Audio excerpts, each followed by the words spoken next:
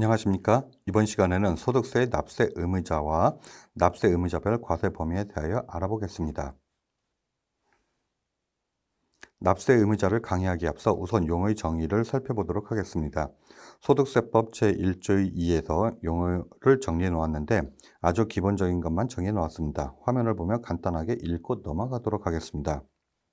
거주자란 국내 주소를 두거나 183일 이상 거소를 둔 개인을 말하는데 2015년 1월 6일 기간을 1년에서 183일로 개정하였습니다. 비거주자란 거주자가 아닌 개인을 말하며 내국법인은 본점이나 주사무소 또는 사업의 실질적인 장소를 국내에 둔 법인을, 외국법인은 본점 또는 사무소를 외국에 둔 법인을 말하며 사업자란 사업소득이 있는 거주자를 말하는데 이때 사업자 등록 여부와는 상관이 없습니다.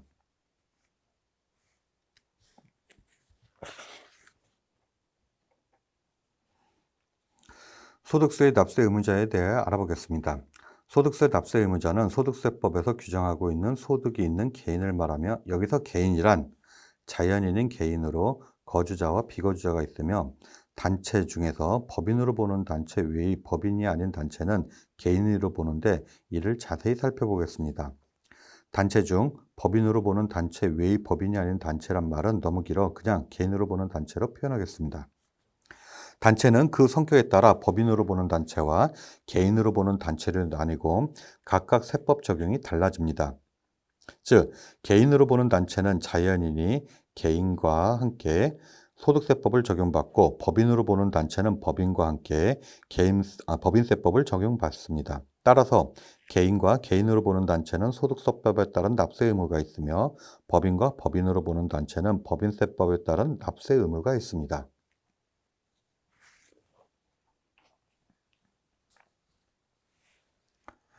원래 단체는 인격이 없으나 단체가 소득이 발생하는 경우 이를 과세하기 위하여 그 성격에 따라 개인으로 의지하거나 법인으로 의지하게 됩니다. 즉, 영리를 목적으로 하지 않으면 비영리 단체로 법인으로 의지하고 영리를 목적으로 하면 개인으로 의지하는데 발생한 수익을 구성원에게 분배하지 않으면 그 단체를 하나의 개인으로 보아 거주자나 비거주자로 취급하고 발생한 수익을 구성원에게 배분하면 공동사업으로 보아 구성원 각자에게 분배받은 소득에 대하여 각각 과세를 합니다.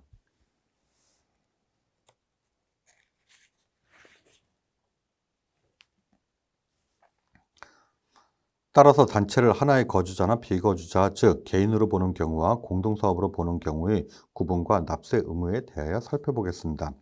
단체를 하나의 거주자나 비거주자로 보는 경우는 단체의 대표자 또는 관리인이 선임되어 있고 이익의 분배 방법 및 비율이 정하여 있지 아니한 단체이며 이러한 단체는 하나의 개인으로 의지하여 소득세법을 적용하는데 대표자가 단체의 소득을 대표자 명의로 신고하는데 대표자의 다른 소득과 합산하지 않으며 대표자의 재산으로 납세 의무를 지지 아니합니다. 단체를 공동사업으로 보는 경우는 구성원 간 이익의 분배 방법이나 분배 비율이 정해져 있거나 사실상 이익이 분배되는 것으로 확인되는 경우에는 각 구성원별로 손익분배 비율에 따라 분배되었거나 분배될 소득금액에 대하여 각 구성원이 납세 의무를 지게 됩니다. 이때 하나의 개인으로 보는 단체인 경우 일부 구성원에게 소득이 분배된 경우에는 그 분배된 부분에 대해서만 해당 구성원이 납세 의무를 지게 됩니다.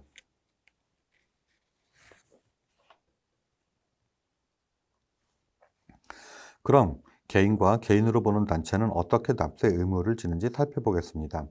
개인은 거주자와 비거주자로 나뉘는데 국내에 주소를 두거나 183일 이상 거소를 둔 개인을 거주자라 하고 국내의 모든 소득에 대하여 납세 의무가 있으며 이때 국내에 거주하는 개인이 주소를 가진 것으로 보는 경우란 계속하여 183일 이상 국내에 거주할 것을 통상 필요로 하는 직업을 가진 때와 국내에 생계를 같이 하는 가족이 거주하거나 직업 자산 상태에 비추어 183일 이상 거주할 것으로 인정되는 때를 말합니다. 여기서 주소란 국내에서 생계를 같이 하는 가족 및 국내에 소지하는 자산의 유무 등 생활관계의 객관적 사실에 따라 판정하며 주민등록 등록지가 반드시 주소지가 아닙니다.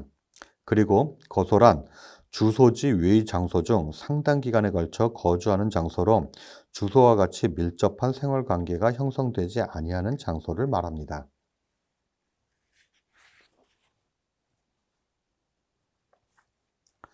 비거주자란 국내에 주소가 없고 183일 이상 거소를 두지 아니한 개인, 즉 거주자가 아닌 자를 말하며 국내 원천 소득에 대해서만 납세 의무가 있습니다.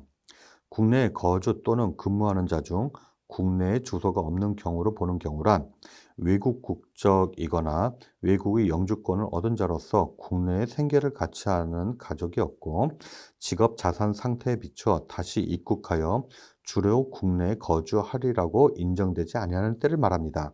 그리고 거주자로 보는 경우로서 외국인 단기 거주자가 있는데 거주자로 보는 판정 기준일 이전 10년 전부터 5년 이내 국내 거주하는 자를 말하며 외국인 단기 거주자는 국내 원천 소득과 외국에서 국내로 송금된 금액과 국내에서 지급된 금액에 대해서만 과세되는 특례가 있습니다.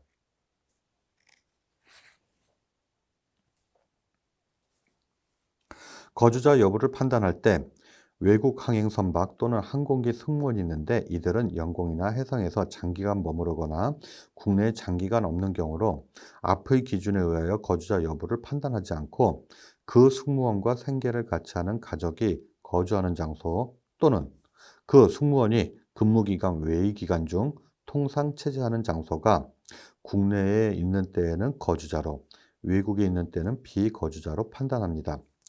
이러한 거주자 판정에 있어서 거주자가 내국 법인의 외국 사업장 또는 해외 현지 법인 등에 파견된 임직원 또는 국외에서 근무하는 공무원은 계속 183일 이상 국외에 근무함으로써 국내에 주소가 없게 된 때에도 거주자로 보는 판정 특례가 있습니다. 그럼 거주자가 비거주자로, 비거주자가 거주자로 되는 시기를 알아보겠습니다. 비거주자가 거주자로 되는 시기는 국내에 주소를 둔 날, 국내에 주소를 가지거나 국내에 주소가 있는 것으로 보는 사유가 발생한 날, 국내에 거소를 둔 기간이 183일이 되는 날로 당일을 포함하며 거주자가 비거주자가 되는 시기는 주소 또는 거소의 국외 이전을 위하여 출국하는 날의 다음 날, 국내에 주소가 없거나 국외에 주소가 있는 것으로 보는 사유가 발생한 날의 다음 날로 판정일이 다음 날부터입니다.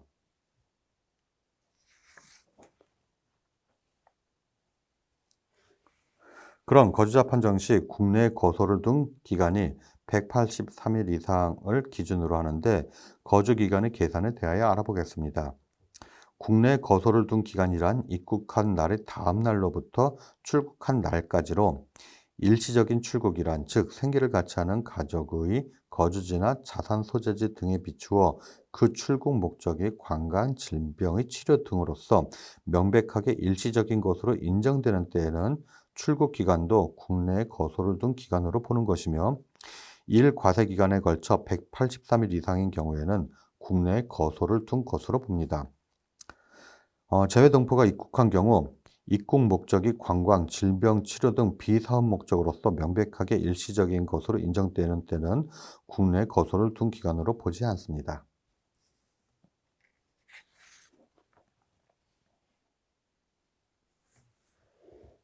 앞에서 보도 소득세 납세 의무자는 거주자는 국내의 모든 소득에 대하여 비거주자는 국내 원천 소득에 대하여 납세 의무가 있는데 다음의 상황은 납세 의무 특례에 대한 것입니다. 과세기간 종료일 현재 생계를 같이 하고 있는 특수관계자가 공동사업자에 포함되어 있는 경우 손익분배 비율을 거짓으로 정한 등의 사유가 있을 때에는 그 특수관계인의 소득금액은 손익분배 비율에 해당하는 그의 소득금액을 한도로 주된 공동사업자와 연대하여 납세 의무를 지게 합니다. 거주자 등이 사망하여 피상속인의 소득금액에 대하여 과세하는 경우에는 그 상속인이 납세 의무를 지며 상속인의 소득과 피상속인의 소득을 각각 구분하여 별도로 계산하여 납부하며 상속인이 2인 이상인 경우 지분에 따라 연대하여 납세 의무가 있습니다.